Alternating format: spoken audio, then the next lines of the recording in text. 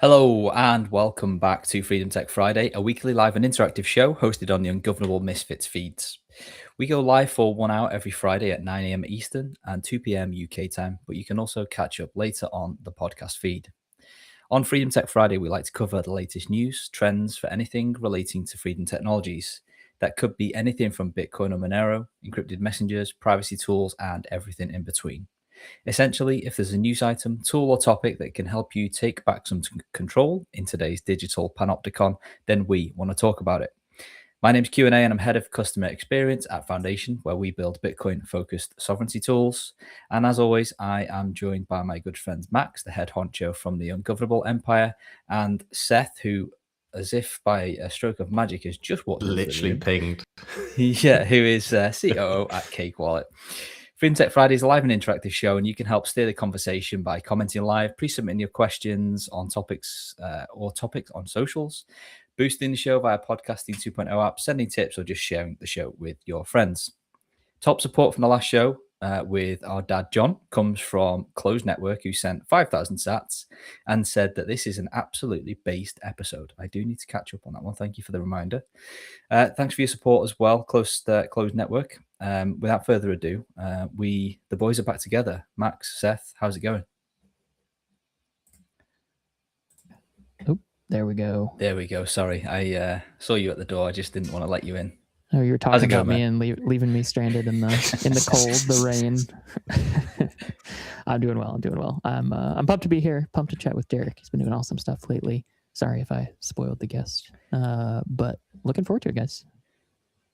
Cool. Max, are you well? I'm very well and wasn't stuck out in the rain, but very happy to hear that you are in extreme heat, and Brits hate heat. And I also know that you can't run your fan, so you'll be very hot and sweaty and miserable, and that makes me very happy. Yeah, so just to paint a picture for the listeners, it's about 34 degrees Celsius. I don't know what that is in American freedom units. Guys, you can do the math. We in the UK are wholly unprepared for temperatures like this. We don't have AC like you lucky Americans do. So I am currently sat in my underwear at my standing desk with a fan behind me that I can't turn on because it will destroy my audio. So I'm profusely sweating. But I'm looking forward to bring in on our guest, and I will be turning the fan on intermittently when people are talking. And if you do hear any background noise, I do apologize, but I am literally sweating. Anyway, let's bring on our guest. Where are my notes? Oh, yeah. Today we have a guest who, without exaggeration, is one of the loudest and most tireless voices for the open and decentralized web. Derek Ross is developer relations at Soapbox. He's a 20-year tech veteran. He is founder of Nostr Plebs, co-founder of the Grow Nostr initiative, and a fixture on stages ranging from BTC Prague to Nostriga, to the Bitcoin conference in Vegas, all the way down to Bitfest in Manchester, where we met as well. And he's arguably, goes without saying, I guess, one of Nostr's biggest evangelists. But there is a twist that I'm going to dig into today. Derek has spent many years telling people to leave the walled gardens and come to Nostr. And recently he's come back to X. And we are going to dive into why. We're also obviously going to talk about Nostr's staying power, his company Soapbox, and a project that his team has shipped, I believe, in a single weekend that is already being used by activists in the field, and that is called Agora. So we're going to dive into all of that. But first and foremost, Derek, welcome to the show. How are you doing? Wow, what an intro. I hope I can live up to it. Thank you. I am excited to be here. I'm doing well. It's not a sweltering hot day here yet, so I don't have a fan on, but it's going to warm up, and I'm looking forward to a beautiful day. Thanks for having me, guys. You mean to say I'm the only one in my underpants right now? Oh no, I'm wearing pajama pants still. This isn't. There's no video, so we're all right. Yeah, we'll leave that to the listeners or viewers' imagination. All right, cool. Well, it's a pleasure to have you on and to get to dive into all this cool stuff with you. You left Twitter, I believe, about 3.5 years ago and went all in on Nostr, like many other people did around that time. But you recently turned the X account back on. I know it's kind of been laying dormant because I do listen to your podcast, and I know you've had your AI guy managing that for you. But I believe that you're back in full and in person. I am. You are indeed. Nice. But before we dive into that, I believe there's quite an interesting story around this Google Plus Android community that you kind of started and grew, which then met its demise thanks to, I guess, centralization. Yeah. Do you want to kind of set the scene for us there, because I think this is a great explainer or impetus as to why technologies like Nostr are important. Yeah. So, in like another lifetime, I guess, like 15 years ago, Google Plus launched, and it was a new social network, and I was all in on Android. I mean, I still am all in on Android, but I was all in on Android even more so. And I joined Google Plus the first or second day that it was available, and started talking about Android because that's what I love to talk about. And fast forward over the next year, I ended up building a very large following there. Like I personally had, it was over 1 million followers myself, but then my Android collection, like my Android feed, had over 4 million followers. I was on the Android, all the suggested user lists from Google. I went out to Google's HQ and was on there. Like when you signed up, they would recommend that people, new people followed me and all this stuff. It was kind of crazy. And I had this massive following to talk about Android, and that's all I did. I wrote blog articles, memes, tutorials, help, and everything. It grew this massive Android community, and then, funnily enough, I told like all my friends and family on Facebook and Twitter at the time. I'm like, catch me on Google Plus. This is where I'm at, and I'm all in on it. And I didn't post on Facebook for a couple years and Twitter for a couple years. And then Google kind of rugged us all and was like, yeah, we're going to stop putting effort into Google Plus and shift directions. And then immediately, like, the network died. Like back in the day, Google Plus was actually had more active users than Twitter did in like 2012, I think it was. It was very popular. But then Google, as they often do, they shifted directions because they're a large company, and you kind of have to follow what they do if you use their ecosystem. So they rugged their users slowly over time. I mean, they told us they were doing it essentially. And my massive community that I had built, the name I had built for myself, kind of disappeared. And I really couldn't do too much about it. And that kind of sucked. So that, I guess, led me into, building my following up again on another centralized platform. And I rejoined Twitter and amassed, it wasn't millions of followers, but I had like 30 some thousand followers that I gained from like 2020 to late 2022, early 2023. And then I found Nostr. I discovered Nostr and decided, this is the way forward. This is social media that users control. Large corporations can't take away your following. They can't ban you, censor you, rug you, shut down, and kill your community that you build. So I was like, oh, hell yeah, I should go all in on this. And I did. I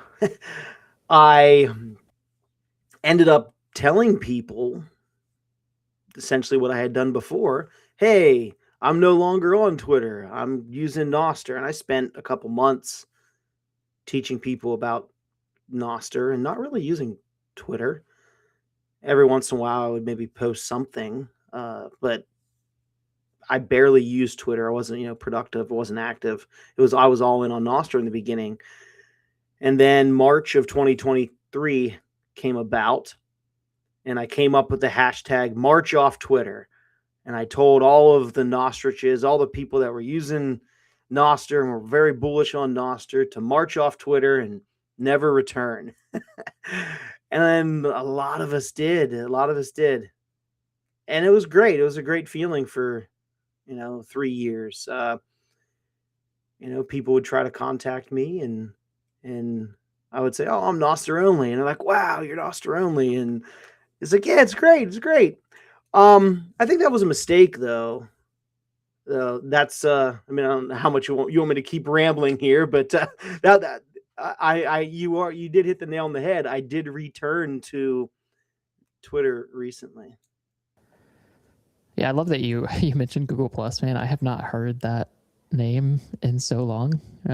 Long before my my NIM days, Google Plus was my haunt. It was an absolute blast when I was doing Android dev and stuff as well. I feel like that's probably why I know your name, even though we haven't interacted a ton. Maybe, man, like 99% sure. Like all the all the Android devs, like all the CyanogenMod devs, like I was good friends with all of them. We used to go to Google I/O, used to go to the big Android barbecue. Like a lot of people in the community knew me. I was an Android blogger. I wrote for Fandroid, Android Authority, like all the nice, like all the blogs back in the day, But yeah, maybe, man, maybe we know each other from that. It's a small internet. There's actually a handful of people on Nostr that, like, I don't know, half a dozen that I've actually known for like 15 years or so from the Google Plus days. They followed me back to Twitter, and then they followed me to Nostr. And every once in a while, like Google Plus will come up, and I'm like, "Oh my God, I remember this. I remember you from, another lifetime ago." It's pretty wild. Yeah, that is crazy.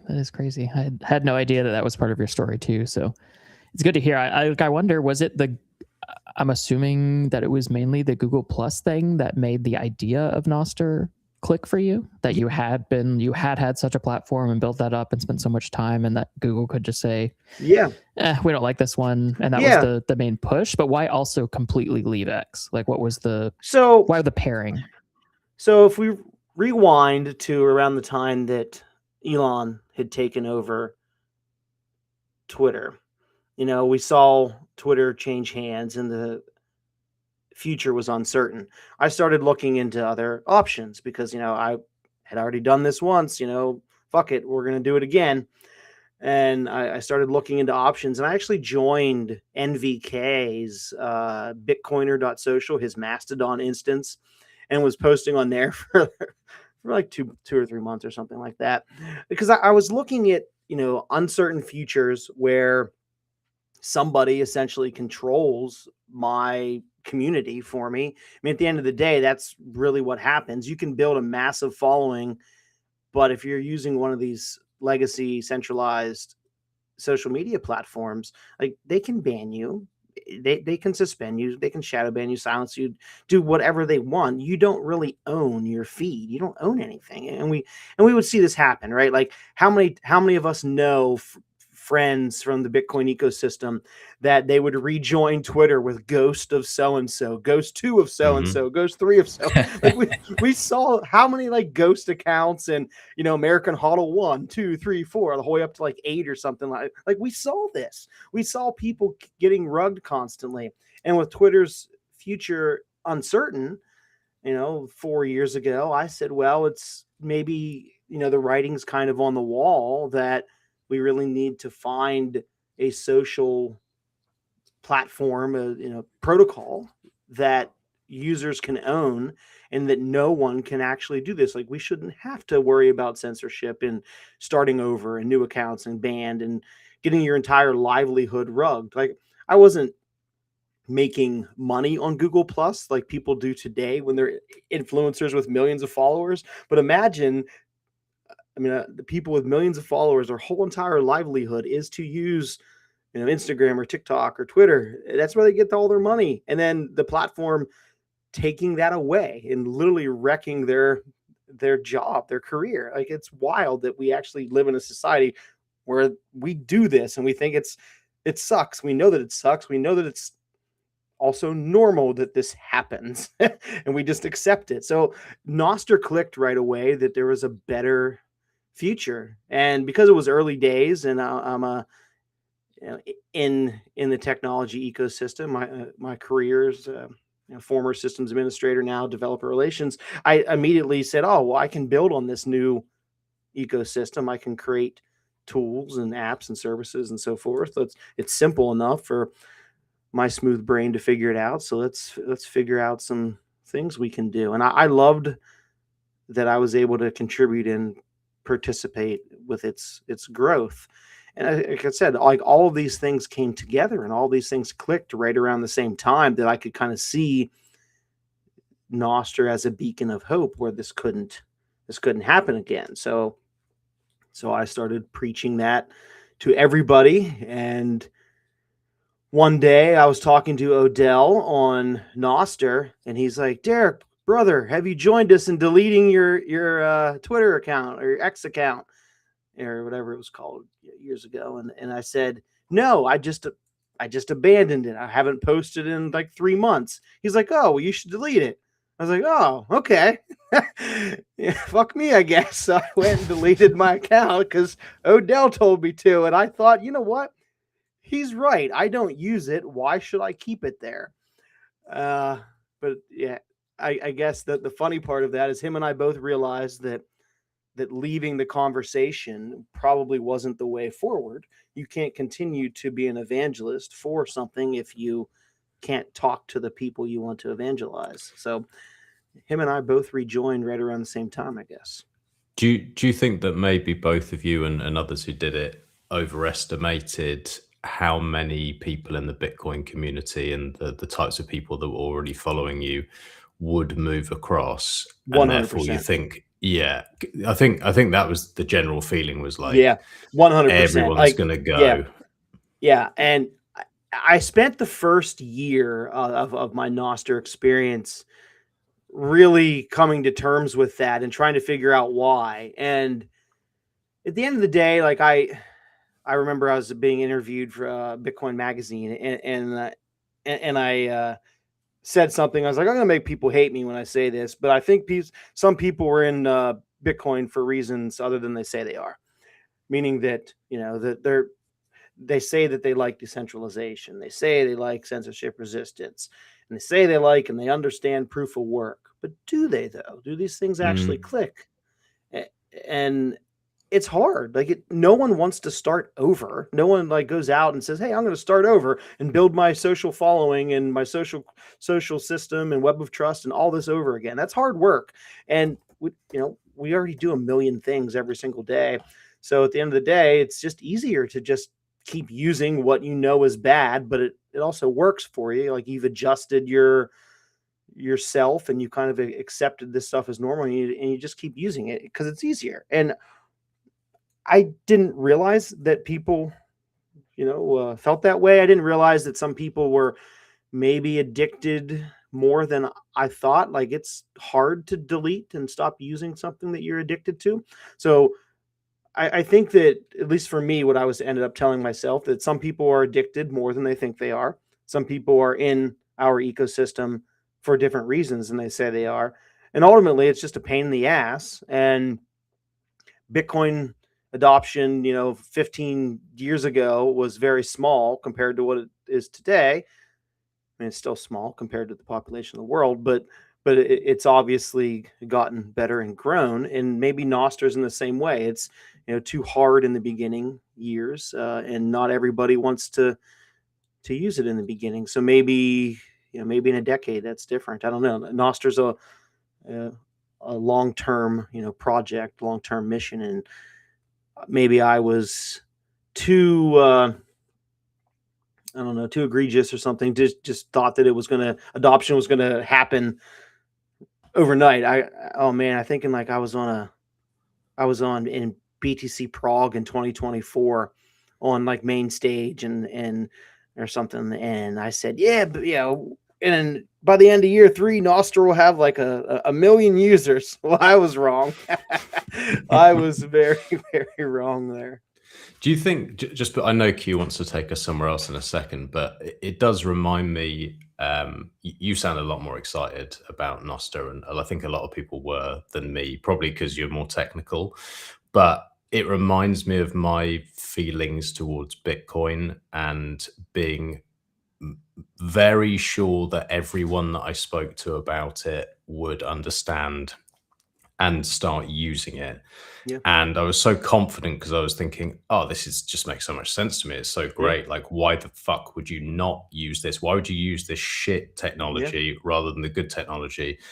And then, like, nearly a decade later, I'm like, yeah, that's because people don't like change. And like, it feels like that. It feels like, yeah, it has so many of these great benefits, but people are still people. And that's why we are where we are. Yeah, and that, I guess, for me, I've always been an early adopter of technology, and I've always taught people about technology. I mean, I have for my entire adult life. For over 2 decades, that's what I do. So whenever I was explaining to people why I felt this was better, generally speaking, people understand and say, "Oh, okay, yeah, I agree with you." Um, I guess maybe I had more confidence in myself in others to to inform people about Nostr and able to change people's habits, I guess. I thought it was a no-brainer. I'm like, oh, this immediately clicked for me. Why won't this click for everybody else? I was like, well, it's going to take some time. I'll work hard at it for a year. And then that working hard at it for a year turned into 2 years and 3 years. And here we are. It's hard to come to terms with, I guess, but you're right. You said at the end of the day, people are people, and people don't like change. Like, most people don't like change. Early adopters and technologists probably like some change. That's what we do. But the rest of people, they don't like change. They're set in their ways. They just want stuff to work. They just want stuff to be easy. And if it ain't entirely broke, don't fix it. The saying is, right. And I think that we kind of recognize that legacy social media is broken, but we've used it for so long that we're used to it being broken, and we've worked it into our careers and we worked it into our lives. And these things that we see happening, like, it doesn't really affect me, so I'm just going to keep using it. But I think that we also recognize that there has to be a better way, and it's good that other ways exist, and maybe it's not for me right now, but I'm happy that it exists. And I think that's what a lot of people ended up thinking with Nostr, like, oh yeah, Nostr is great. It's great that it exists. I don't really use it because of XYZ reasons, but I'm happy that it exists. So now my goal was to change that mindset, try to get people to say, well, I'm happy it exists, and I want to use it, and I want to use it. That's the big if. How do we get people to use Nostr? Yeah, I think unfortunately sometimes things just with the legacy system just have to get really bad for people to have to look for alternatives. We see that with with banking, sometimes with social media, with like the Canadian trucker incident, that sort of stuff around COVID and things like that. So it's a shame that seems to be the most common impetus for people to look for change, but I guess that's what history's taught us, at least for now anyway. I want to move us on and away from Nostr per se, and talk about Soapbox a little bit, because a lot of people here listening to this or watching this will know you as that Nostr guy that's always helping people on board and evangelizing, like we've just been talking about. But that's not your day-to-day job, despite how often and how regular you are on there. You do actually have a day job working for Soapbox. So talk to us about Soapbox. What's the company mission, and then walk us through what you guys have built there. One I'm a huge fan of, so maybe you can kick off with that one. Is Shakespeare. Sure. So about a year ago, I started working part-time for Soapbox, and then about 6 months ago, I went full-time. So now Soapbox, working at Soapbox, is my full-time job. I left my fiat mining job of 16 years to do this full-time. So am I still bullish on Nostr? Absolutely. So Soapbox, we build tools that allow you to own your community, essentially. Whether that be with some of our flagship tools like Shakespeare, which I'll talk more about, Agora, which I'll talk more about, and Ditto. But then we have a whole bunch of developer tools as well, like a Nostr hub. We have Nostr Nostr Book, and a whole bunch of other microservices and apps and libraries and so forth. So we just build software for the decentralized web for the freedom tech movement. So everything that we do, everything that we build is tied to Bitcoin or Nostr and free and open source software, decentralization, censorship resistance, so forth.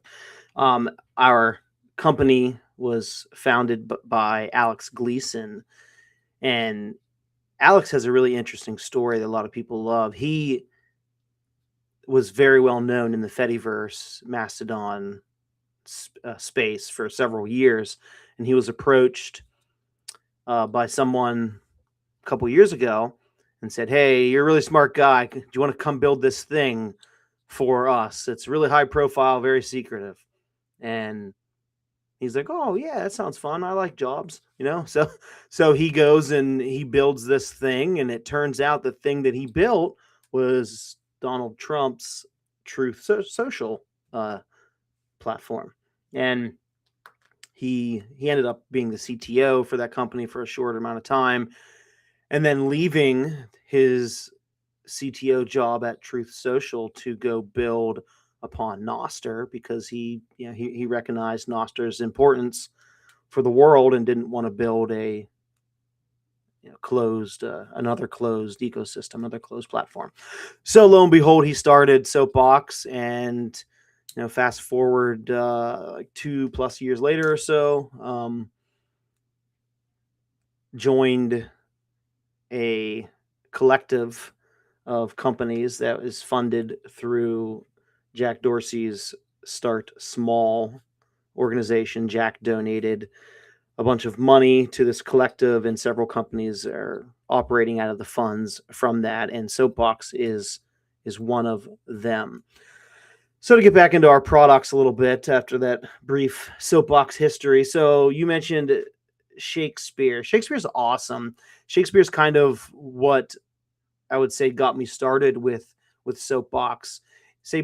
Shakespeare and the underlying technology like MK Stack is essentially a tool for vibe coding.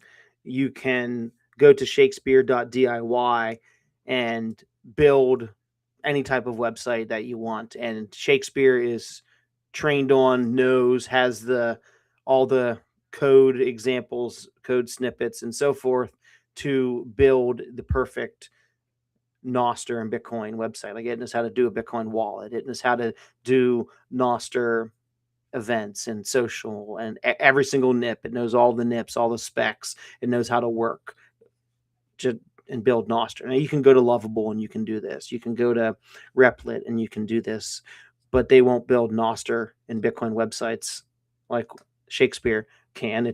They don't have the tools for that. Shakespeare also differs from our competitors because it's FOSS. It's free and open source. All the software, you can go and download it and run it yourself. But the coolest thing is that we don't have like a back-end server that we keep all of your data on. It lives all locally on your device.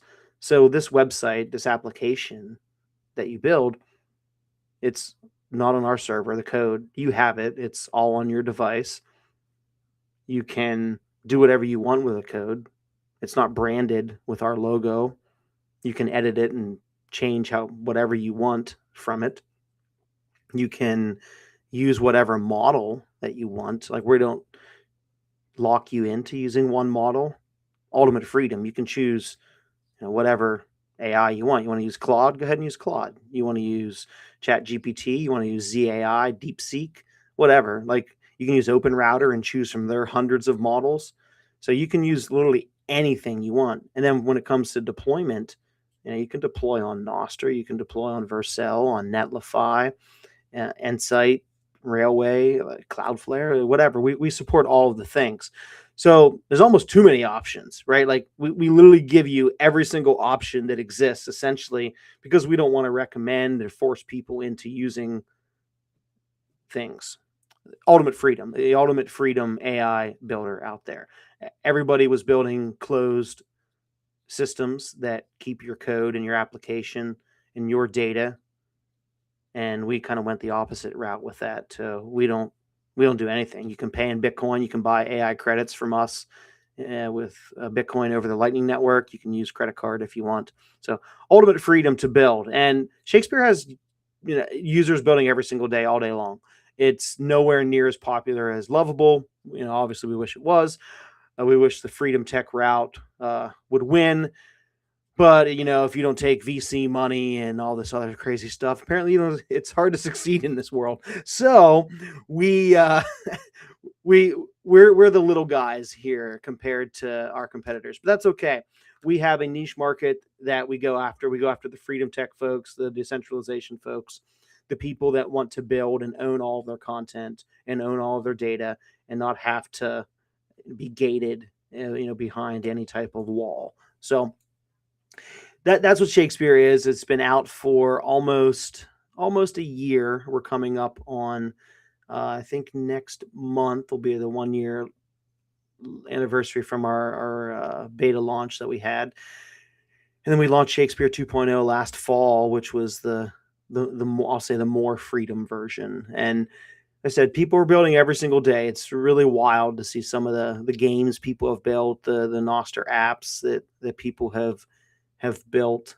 We had a hackathon in Oslo, at the Oslo Freedom Forum. We also had a Nostr event that week, and there's like 100 developers from around the world that were there building. And I was really surprised at how many people use Shakespeare and use our developer tools and so forth to build. So it was really cool.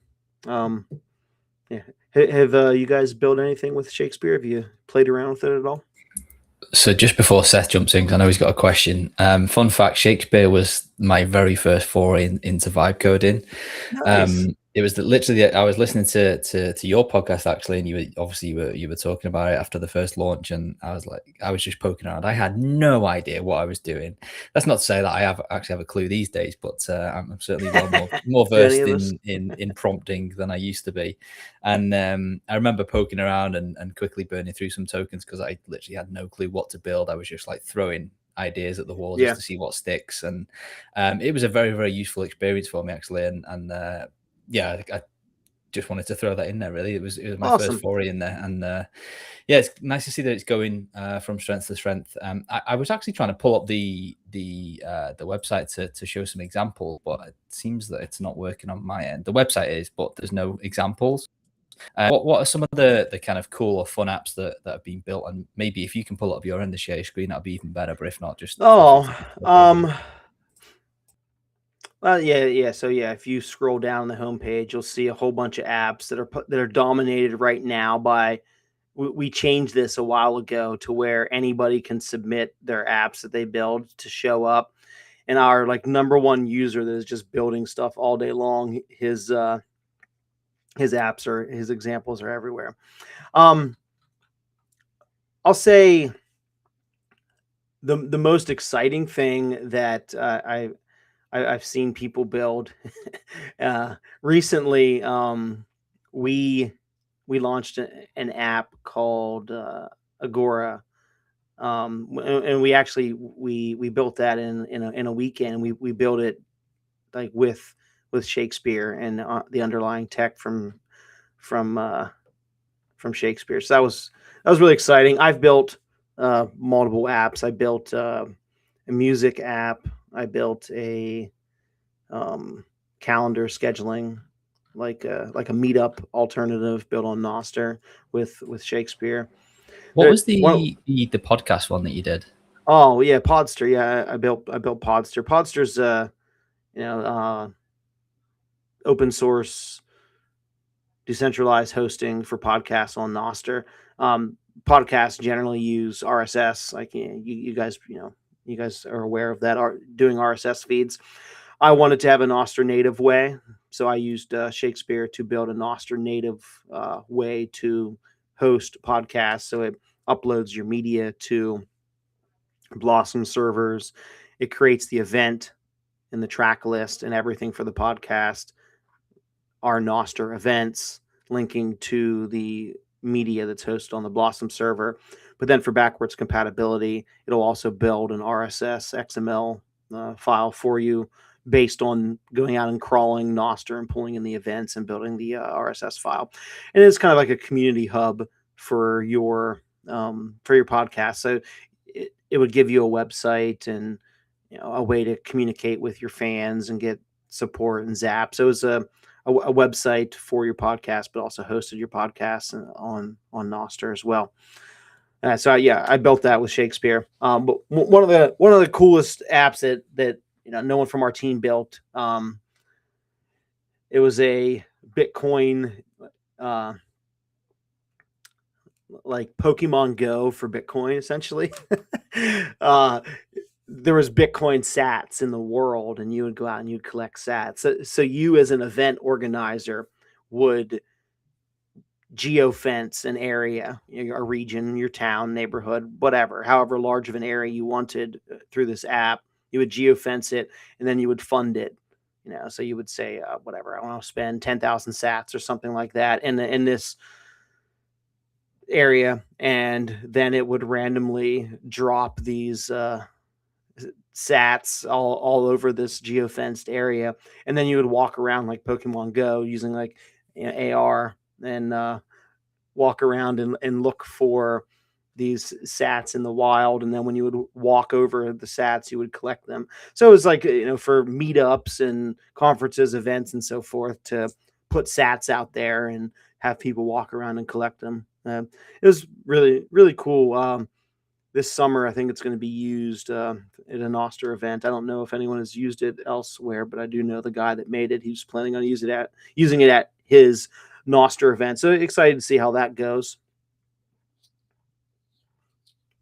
Yeah, one more quick one, just a little bit more about Shakespeare. Like, for someone like me who ashamedly had not heard of Shakespeare before hopping on this podcast, which I feel like I should have. I'm surprised I had it.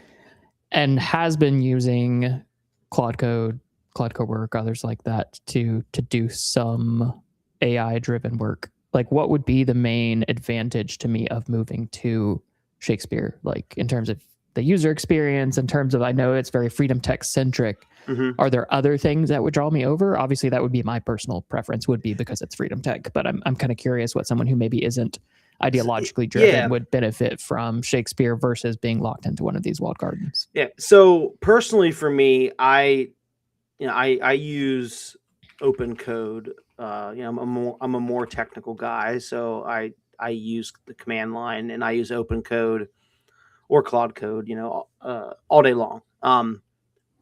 If you're a more technical person, you may like Shakespeare to kind of do a quick and easy, just to see an idea come to life. I know some devs, what they will do with their workflow, if you're more experienced, like yourself, you'll use Shakespeare to have it be ease of use, do it on mobile, and so forth.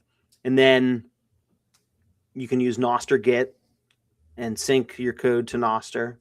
You can deploy your code to an end site, like a Nostr site, so your website is deployed across Nostr relays and so forth. So it's decentralized too. And I know some developers that actually do that.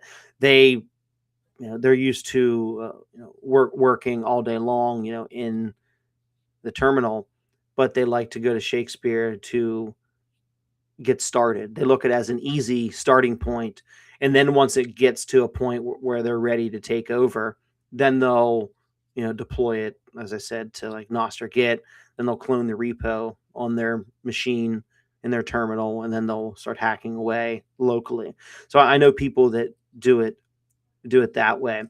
But if you're not an advanced user, maybe talking Nostr Git and terminal and all this stuff isn't entirely for you, and that's okay. So I would say the advantage is just to have it be easy to get started, and you don't need to know models. Like, the average person doesn't know the name of 100 different models that we support, and that's fine. We have Shakespeare AI, which is essentially just a rebrand of Claude.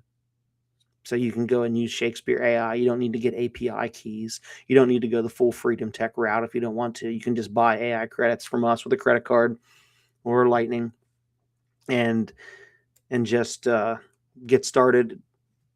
Say your prompt, your code will live locally on your device, and it'll also be backed up automatically to Nostr Git. So an advantage of using Replit or Lovable, you don't have to pay us a monthly fee to use this. You don't have to pay a monthly fee to host. You're allowed to export your code and take your code with you, so you can take your code with you at any time. It's just more flexibility, and that's all. But it's more flexibility than what other platforms have. But if you're like I said, you're a dev that likes to live in the command line, the terminal, then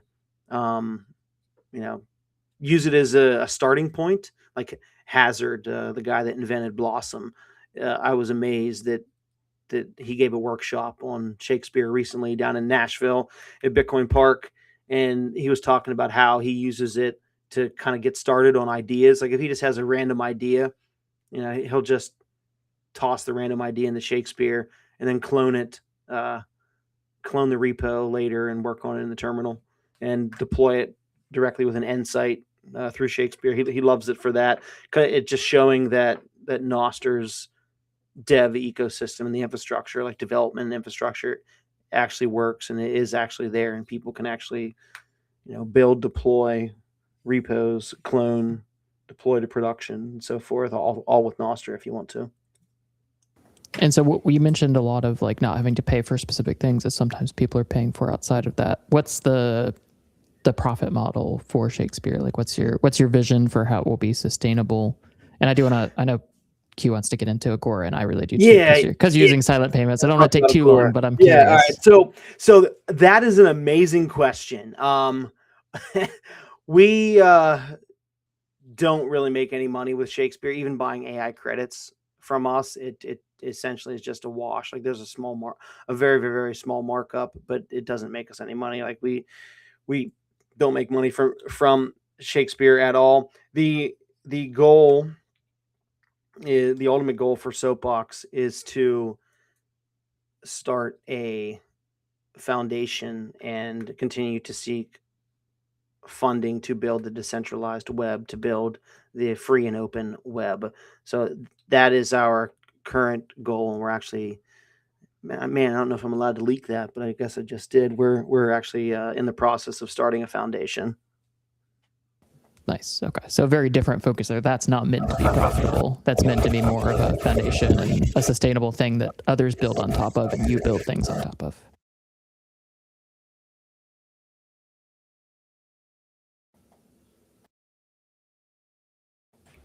I think we might have lost him. Can anybody else hear me? I can hear you. Yep. Yeah, that was mental. That sounded so weird.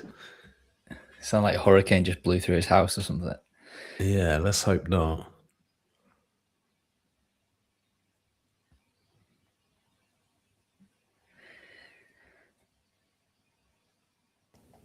Derek, are you around?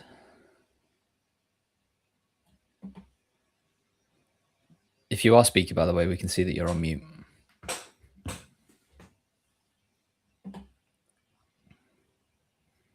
Yeah, he's still on mute. Talking freedom tech and freedom AI, and it just disappears mid podcast. I don't know, guys. I don't know. Get a little worried here. Chad Farrow in the Nostr chat just said that they killed his internet. Somebody's watching. He's been cut off.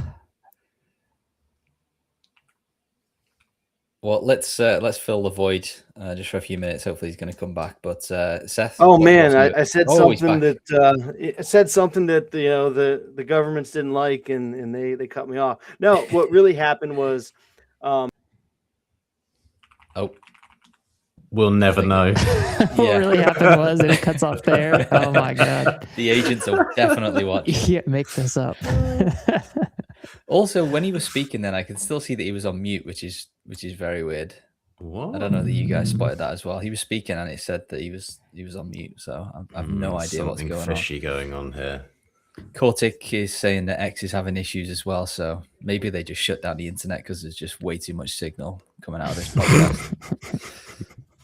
So I at this point, I have no idea whether we're even still live. So let's assume that we are. Well, we're still getting chat coming through, so let's assume that we are. Yeah. While we wait for Derek to come back, what I was going to say is let's fill the void. Seth, any useful cake updates in the last couple of weeks that we can talk about? Man, the most pressing one I want to talk about, but can't. But we'll do that. We'll do that here in 2 weeks. Ooh, I'm teaser. excited about that one. Oh, he's back. Here he is. He's back. He's back. The agents let you back in. Yeah, the agents let me back in. Man, no, I apologize. That was a dumb Derek mistake. I reached for my drink, and when I reached for my drink, because I'm an idiot, somehow I unplugged my laptop docking station, and then I started swearing at myself. So I quickly hit the mute button so you guys didn't hear me like dropping all these F-bombs and everything. And then it took a few seconds for things to come back, but by that time, like, I was already kicked out of the studio and I had to rejoin. And man, freedom technology is hard. Like, I'm sorry. Oh man, that's funny. No worries at all. All right, so what were we talking about before I fucked up? Seth, what was the question that you asked to? Oh God, did we lose somebody else? No, he's back. Seth, what was your final question to Derek? I think he had covered it. So I was mainly asking about like what the profitability model for Shakespeare, how they're going to make that sustainable. But you had mentioned the foundation briefly. Yeah, we're in the process of starting a foundation. That is our end goal, is to continue to build freedom tech software for the decentralized web, for the free and open web, because the web is essentially splitting into two versions, right? We have the free and open web, and then we have the KYC and controlled and permissioned web. Like, we see these initiatives happening literally all over the world that is splitting the web in two. So our goal is to continue using freedom technology, Bitcoin, Nostr, open source software, personal AI, and use the freedom tech stack and to start a foundation and seek funding efforts to continue, because FOSS and Nostr and Bitcoin, it's really hard to it's really hard work, and somebody needs to do it. So we're going to continue pushing forward with that. And step one is to start a foundation. Cool. Nice. It sounds like a good path forward. Yeah, I was talking to myself on mute then. We're not doing well today, are we, guys? Just before I move on to, because I want to talk about Agora, we had a message in the YouTube live chat from LV99 Slacker that just wanted to know the name of the Nostr Pokemon Go application you were talking about. Yeah, I will look that up. I don't remember what it's called off the top of my head. I know the guy that made it, and I'm going to visit his, I'm going to DM him. And actually, I think he DM'd it to me. So I just need to look at my DMs and I should be able to find it. But yeah, cool. you can I'll send make it to sure me I on share X it. or Nostr. Absolutely. Yeah, I will do that. Nice. All right, awesome. Well, the latest project or tool to come out of the Soapbox ecosystem is Agora. So yes, what is it? Why did you build it? What problem is it trying to fix? Absolutely. How is it different from what is already out there? Like, take us on that journey. All right, so personal note is Agora is so cool that whenever I've told people over the past year what I do, they don't care. I mean, they do, but they don't care. They don't understand it. I talk to them about Bitcoin, and they're essentially like, what the hell's that? I talk to them about Nostr, and they're like, well, what the hell's that? I tell them about all the apps I've built, all the tools that Soapbox is building, and they don't understand any of this. But what people do understand is they understand the human rights angle of freedom technology. They understand there's, 1 billion people all around the world that are under oppression and live under authoritative regimes and have their human rights squashed. And we see this all over social media. We see it all over the news. People understand that people live under oppression and live under tyranny. So Agora is what I lead with now whenever people say, hey, what do you do? I tell them about Agora, and immediately they understand the need for Bitcoin. Immediately they understand the need for Nostr. And so I'm on a personal note, I'm very, very happy because now I can finally tell my friends and family, hey, I've always done this, but now I'm doing something that you understand. So what is it? It is a tool that helps human rights activists around the world crowdfund for their campaigns, for their on the ground work, for their initiatives, and so forth. Think of it as like GoFundMe, but it's built on Bitcoin and Nostr. So this started about 6 months ago. My team, 4 of us, went to Bitcoin Park in Austin, Texas for the AI for Freedom Human Rights Foundation hackathon. So HRF sponsors this hackathon at Bitcoin Park, gets a couple dozen developers there to build freedom technology tools for activists, human rights activists. My team ends up meeting Leopoldo Lopez. He's one of the opposition leaders of Venezuela, where he was the mayor of Caracas. He became popular in his region, decided, hey, I'm going to start speaking and growing in popularity and do good things, maybe even run for president. And then he got jailed. And then he was thrown in prison for 7 years, I believe 4 of those years in solitary confinement. And now he lives in exile. And apparently this is a very popular story in Venezuela, that this happens. There's a large percentage of the population lives in exile, and they have things there that happen where the regime holds an election and says, oh, well, we won again. And the opposition says, yeah, how did you win? Our party had these thousands of people all around the election polls and voting locations and so forth. So we started out with Agora as a way for human rights activists in Venezuela to be on the ground and do political actions, do grassroots movements, go to a protest, go to an event, go to an election, take a photo and say, hey, look, there's 1,000 people here voting. The government says nobody voted, but at this location, there was 1,000 people, things like that. So that was the first goal of Agora for that hackathon weekend, to build a tool that would allow human rights activists on the ground to participate in campaigns and earn Bitcoin. And the crowdfunding for these small campaigns was really interesting, and it worked.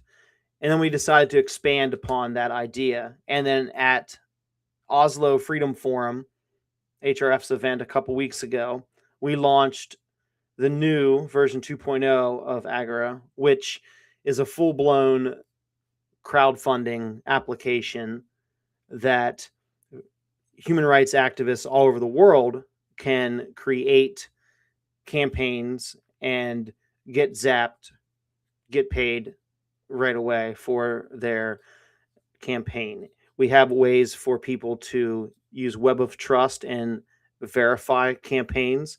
So anyone can become a campaign verifier, but obviously some people are more reputable than others to verify campaigns, but that's how social consensus works. That's how Web of Trust works. So maybe, Seth or Q&A, maybe you guys verify a campaign, people from your social circles.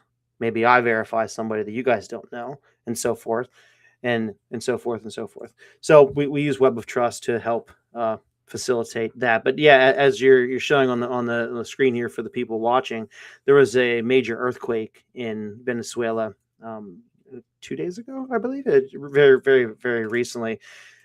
And we have multiple campaigns now where people are raising funds for humanitarian efforts in Venezuela. So if you go to agora.spot, or the Android app, if you installed that from Zap Store, coming to iOS here soon.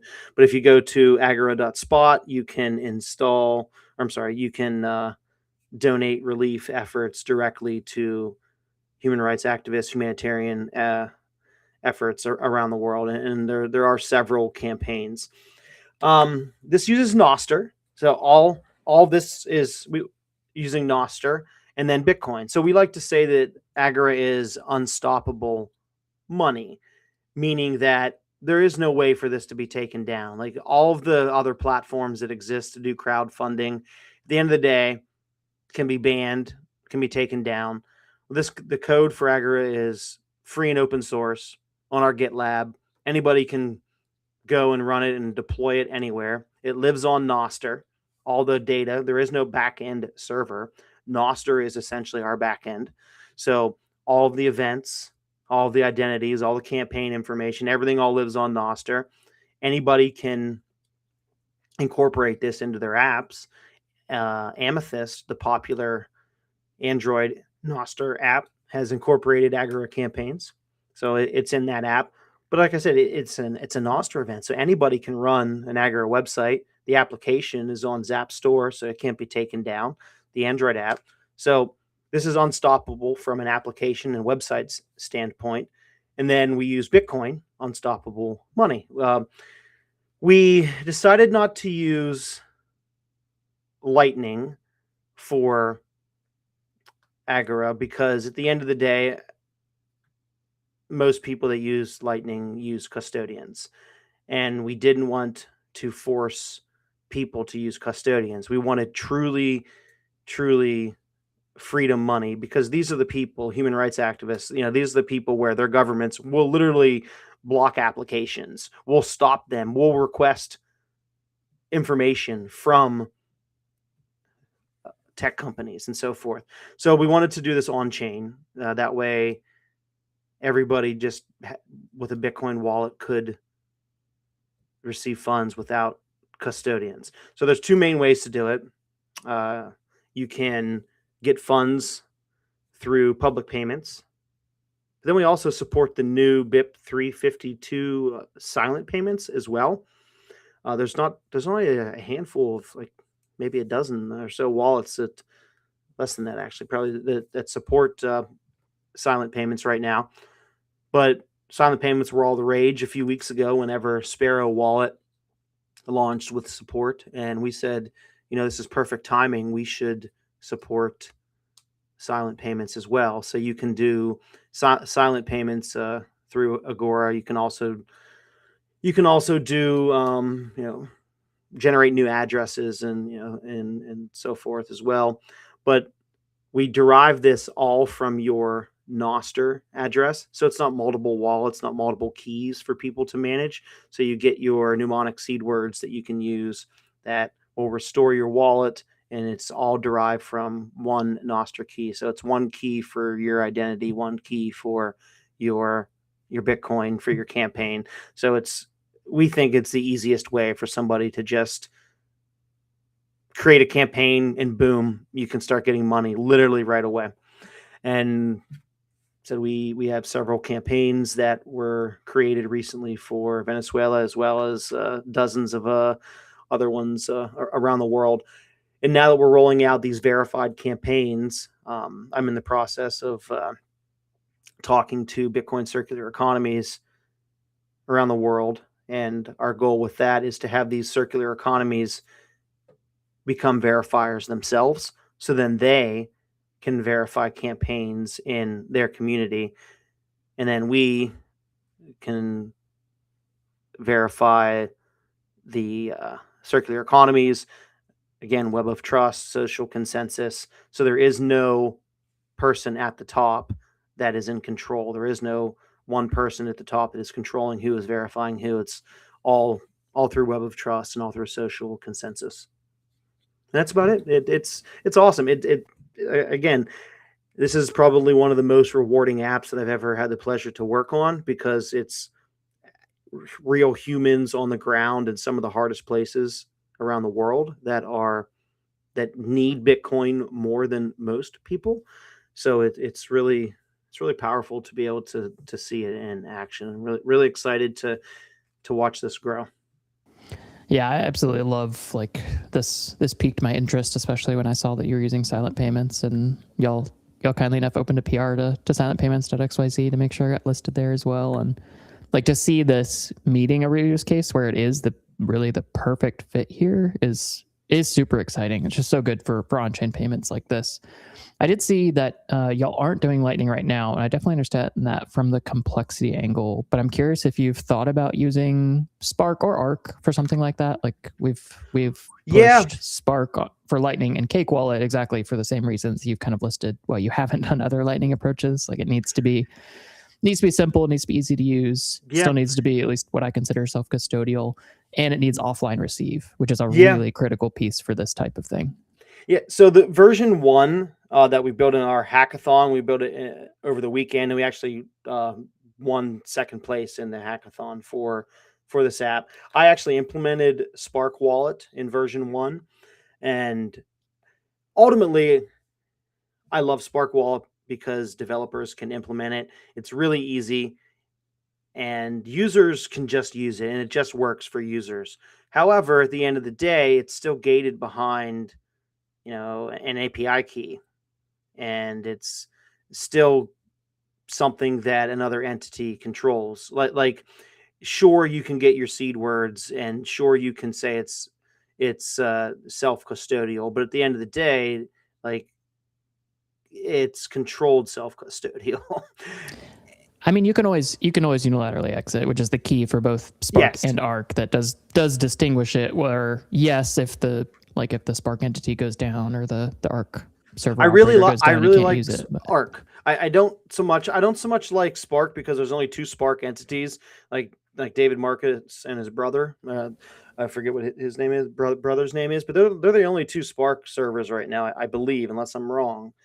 Arc, on the other hand, I really like Arc, and I've been, especially second HQ, the second team, I've been talking with them a lot. Matthew, I'm really, really impressed with all the work that Matthew is doing, and I stay hopeful that at some point, maybe in the future, maybe we would be able to add support for Arc or something along those lines. But right now, just for ease of use, just so it works, it's just on chain for now, but we are exploring other options. We're in conversations with the Cash App team for having a stoppable money, jokes aside, but that is something that we need onboarding, right? Because right now, most of the world doesn't use Bitcoin. So sure, there's somebody that's in another that wants to donate. They see a campaign. Oh, wow, relief in Venezuela. Yes, I want to do this.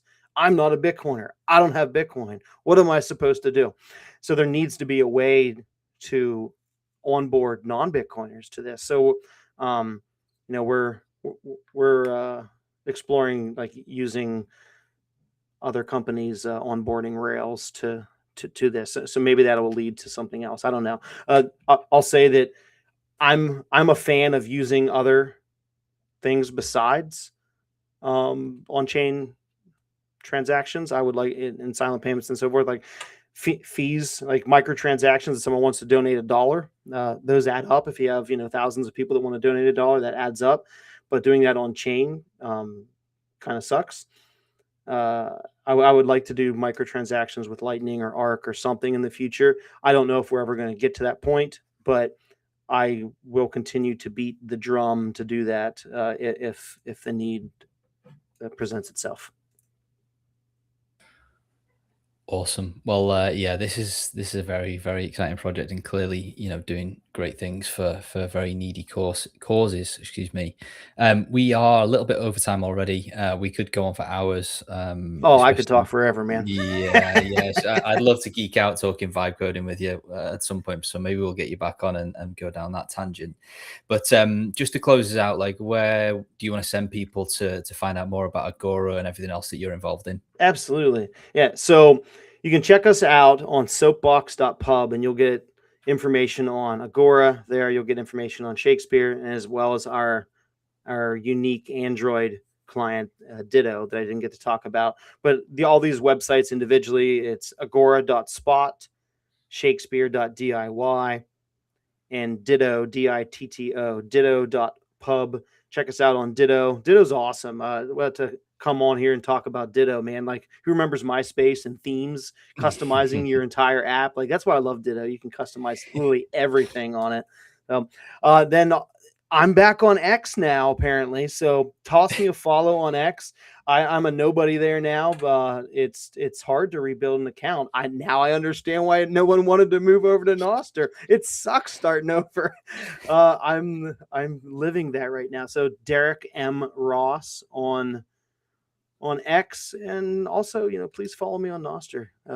Nostr's still my home. Nostr's still my family. Check me out there. Awesome. Well, we'll definitely have you back on to talk about all the stuff we didn't have time for today. This has been a thoroughly great conversation. Thank you so much for your time. Thank you everybody Thank you everybody for stopping by, for the comments and the questions in the chat. And as always, we'll be back at the exact same time next week. So Max, Seth, Derek, thank you very much. Hope you have a great weekend. Thanks, guys. Cheers. Thank you. Have a good one.